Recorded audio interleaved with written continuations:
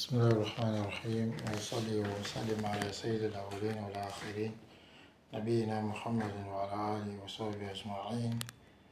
أما بعد يقول الله الحمد لله. أخواتنا الكرام وأخواتنا الكريمات، نواصل درسنا مع كتاب حوار مع مجيزي الاحتفال بمولد النبوي صلى الله عليه وسلم، واليوم مع المسألة 11: أدلة حرمة الاحتفال بالمولد النبي صلى الله عليه وسلم. إن هناك عدة أدلة تدل على حرمة الاحتفال بمولد النبي صلى الله عليه وسلم. منها الدليل الأول أنه عبادة لا دليل عليها، فإذا كان كذلك فإنه يكون بدعة وضلالة، لأن الأصل في العبادات الحظر والمنع كما تقدم تقريره، وهذا هو الأصل في هذه المسألة. ولا تظن أن كون الفعل بدعة أنه أمر سهل، فإن البدعة أشد اسما من المعاصي الشهوانية بدلالة السنة والإجماع، كما حكاه ابن تيمية في مجموع الفتاوى.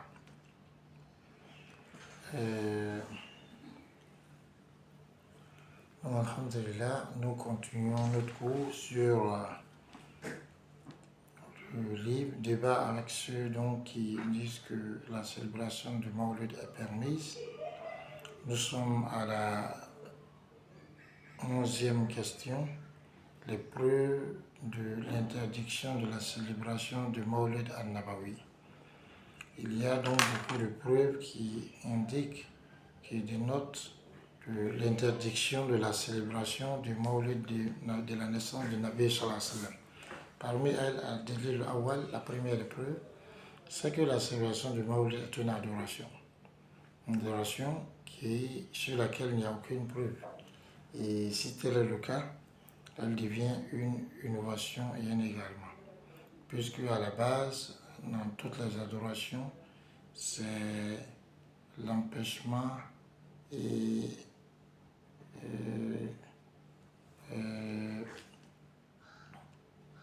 la mise en garde, c'est-à-dire délaisser tout l'empêchement et l'interdiction. Comme cela a été bien clarifié et comme cela a été bien attesté. Et c'est ce qui est la base sur cette question, c'est-à-dire la base sur la question des adorations, c'est que toute forme et tout type d'adoration sont interdits jusqu'à ce qu'on ait une preuve qui légifère cette adoration avec ses conditions, avec ses piliers et autres. Et il ne faut pas qu'on pense que le fait qu'une soit une innovation, c'est une affaire facile, simple, puisque les bid'a, les innovations sont pires en péché, plus que des désobéissances liées à la passion. Et cela avec pour appui la sunna, le consensus des savants, comme Ibn Taymiyyah rahimahullah l'a cité dans son Majmou' al-Fatawa. Donc ça, c'est la première preuve de l'interdiction de la célébration du Mawlid al-Nabawi sallallahu alayhi wa sallam. La deuxième des preuves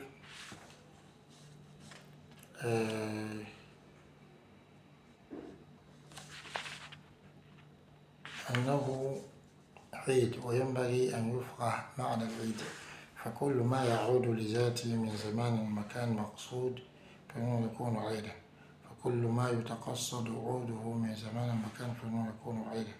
فعلى هذا الاحتفال بيوم الزواج، فلو أن رجلا تزوج في اليوم الأول من ربيع الأول في كل سنة يعطي زوجته وردة أو هدية في هذا اليوم، فهذا عيد، لأن الزمان مقصود، فتقصد هذا الزمن لحدوث الزواج فيه. لو أن رجلا يحتفل بعيد ميلاده، ولد في اليوم 10 من شهر صفر، وفي كل سنة يحتفل بهذا اليوم باحتفال صغير كبير أو بأي طريقة، فإنه يكون عيدا، لأن الزمان مقصود، وذلك حصل في هذا اليوم ولادته، فعظم هذا الزمان وقدره باحتفال وغير ذلك. أو لو أن دولة استقلت في يوم فيحتفلون بيوم الاستقلال، فهذا يسمى عيدا.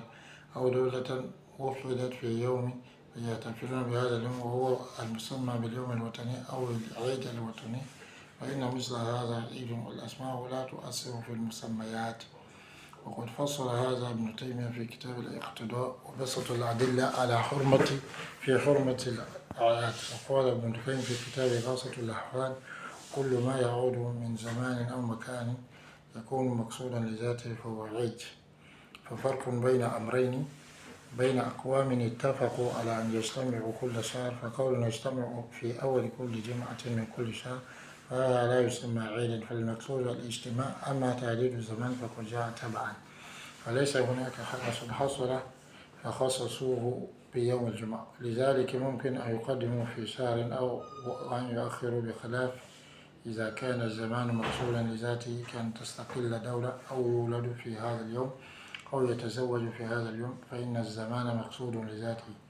وقد بسط الكلام شيخ الإسلام ابن تيمية على حرمة هذه الأعياد، وممن استدل به ما روى أبو داود والنسائي عن أنس بن مالك رضي الله عنه قال: قدم النبي صلى الله عليه وسلم المدينة ولهم يومان يلعبون فيهما، فقال صلى الله عليه وسلم: قد أبدلكم الله خير منهما يوم الفطر والأضحى. يقول شيخ الإسلام إنه لا يجمع بين البدل والمبذل منه، والأعياد قد تعلقت بها القلوب، فلا بد أن هناك تنفيرا كبيرا حتى تنفر منها القلوب. فبين له أن نقول كل عيد ما عدا هذين العيدين فهو محرم شرعا.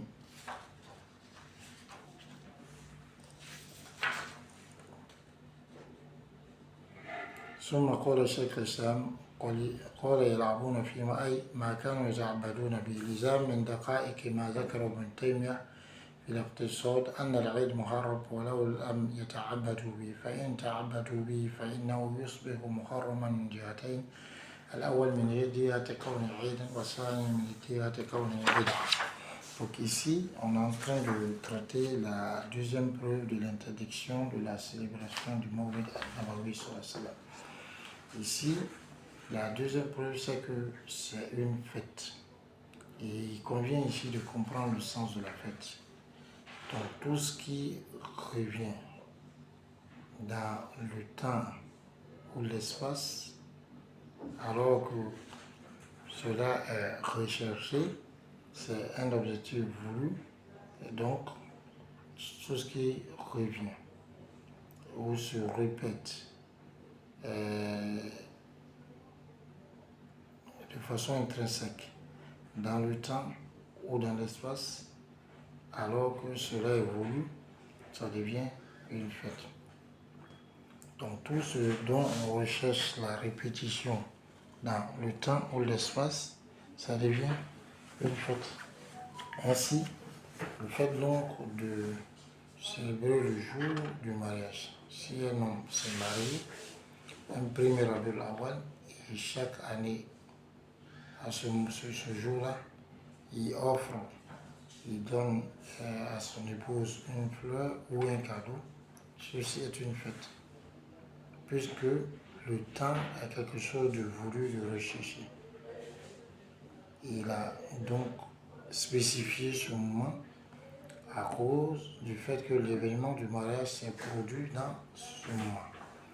Et si un homme célèbre le jour de sa naissance, c'est-à-dire il est né le 10 du mois de Safar, et chaque année, donc, il célèbre ce jour-là, que ce soit une petite célébration, une grande célébration, ou bien de cake, par n'importe quelle loi, cela devient un Eid. Un Eid, c'est-à-dire une fête. Puisque le temps est quelque chose qui est voulu et recherché. Et cela s'est produit dans ce jour. Donc il a honoré ce jour et l'a estimé par une célébration ou autre. Ou si par exemple, alors un pays est devenu indépendant d'un jour et qu'il célèbre le jour de l'indépendance, cela s'appelle une fête. Ou un pays s'est unifié en un jour et qu'il célèbre ce jour. Et c'est ce qu'on appelle le jour national ou la fête nationale. Tout ceci constitue un Eid, une fête. Et les noms n'ont pas d'effet sur les choses qui sont nommées. Ici, c'est important, c'est comme certaines personnes qui appellent l'alcool une boisson spirituelle. Est-ce que cela peut changer le caractère prohibé et interdit de l'alcool? Non.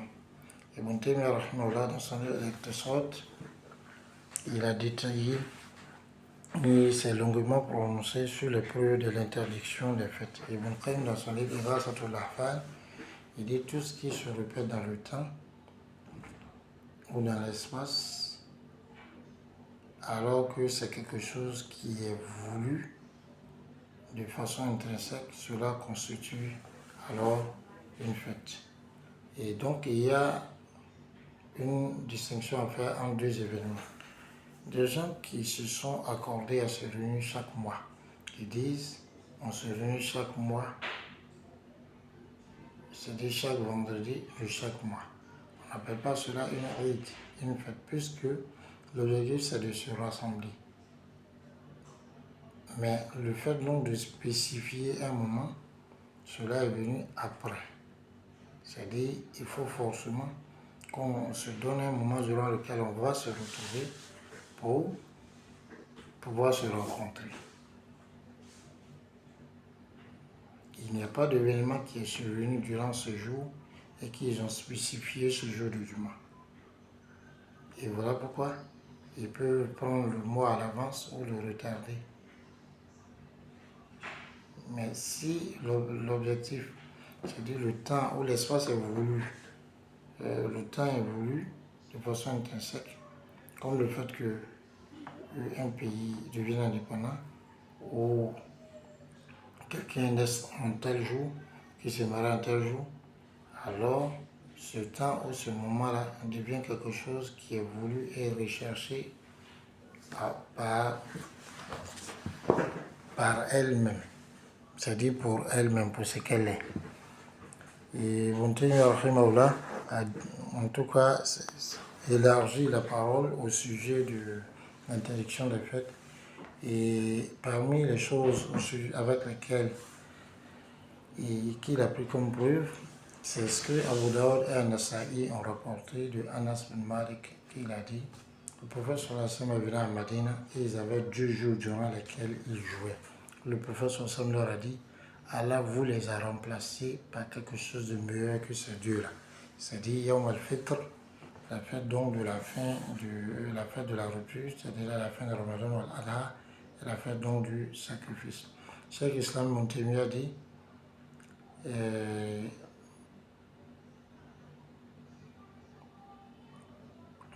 on ne concilie pas, on ne renie pas le remplaçant et celui qui est remplacé.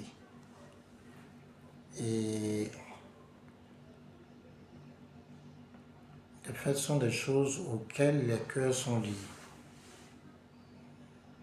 Alors il faut quelque chose de très grand qui va faire fuir les gens à telle enseigne que le cœur fuit ces fêtes-là. Et Rasulullah sallallahu alayhi wa sallam donc leur a donc clarifié que toute fête en dehors de ces 2 devient interdite dans la charia, dans la législation islamique. Bien sûr, le jour de Juma, c'est un jour de fête, et ça, c'est Rasulullah sallallahu alayhi wa sallam qui nous l'a dit. Ensuite, Cheikh Islam Ibn Taymiyyah dit, il dit, dans le hadith, le prophète sallallahu a dit, 2 jours durant lesquels il s'amusait. C'est-à-dire qu'il n'adorait pas Allah durant ces jours. C'est-à-dire que ce n'est pas des jours qu'ils ont spécifiés pour l'adoration. Et parmi le caractère pointu de ce que Ibn Taymiyyah a cité dans l'Iqtidâ, c'est que la fête reste interdite même si les gens n'en font pas un acte d'adoration. Alors, si ils en font un acte d'adoration, de telle sorte que par la fête, ils disent vont se rapprocher d'Allah, cela devient interdit de 2 façons. La première façon, le fait que c'est un Eid, une fête. La deuxième façon, le fait que cela constitue une bid'a, une innovation, puisqu'ils en ont fait de l'adoration. Car nous accorde la bonne compréhension. Salam alaikum.